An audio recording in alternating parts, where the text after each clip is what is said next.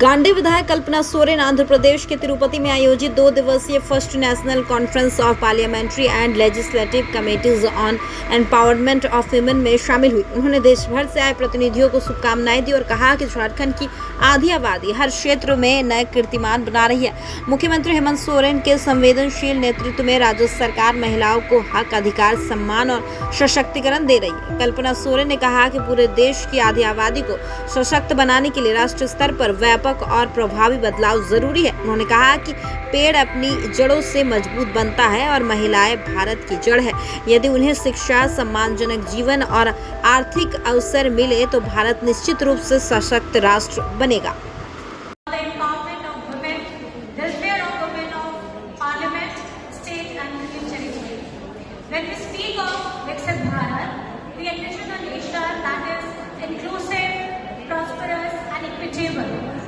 But such a vision can never be possible without women at the forefront.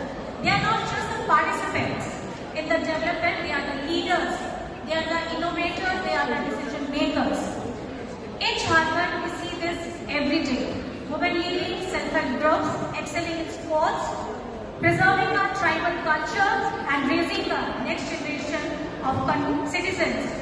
The theme before us, the women, the word woman, it is so powerful and it is not rhetorical.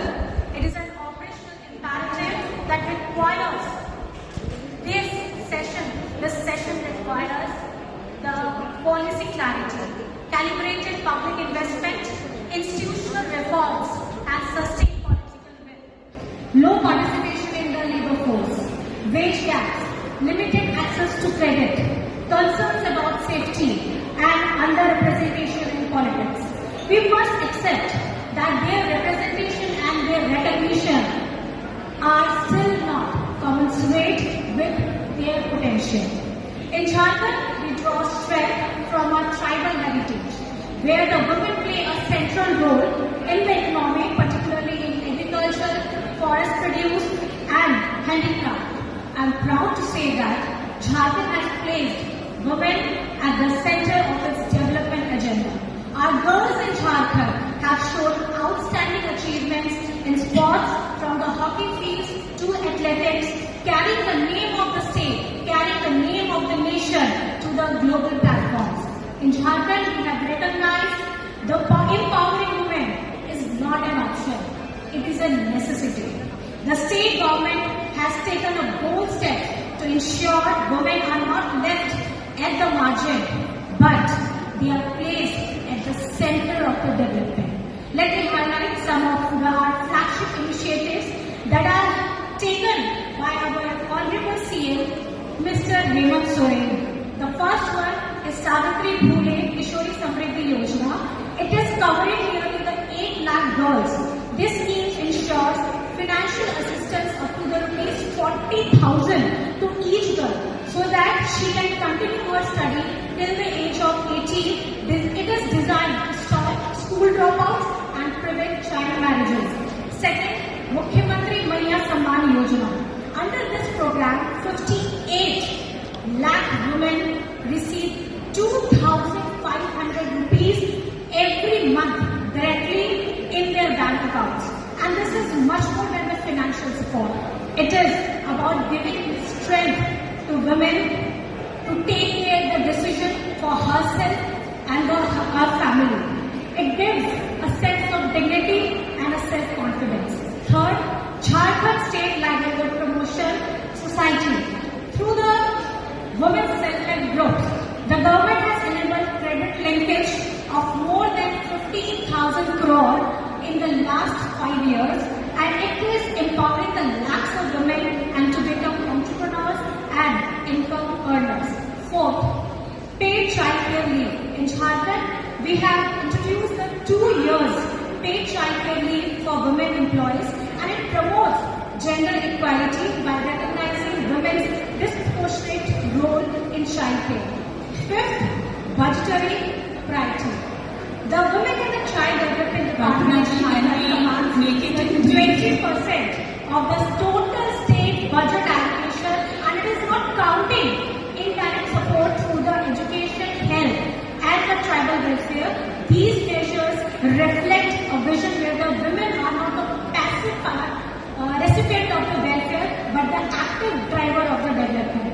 I have mentioned a figure of the 20% budgetary allocation. I want to mention that if our policy makers are truly serious about empowering Adi Abadi, half of our population, then they must not just announce the schemes in lakhs and crores. They must compare allocation in percentage terms.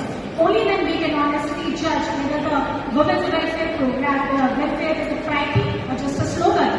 And let me be very frank, development needs funds, and the development cannot be merely through the seminars and the conferences.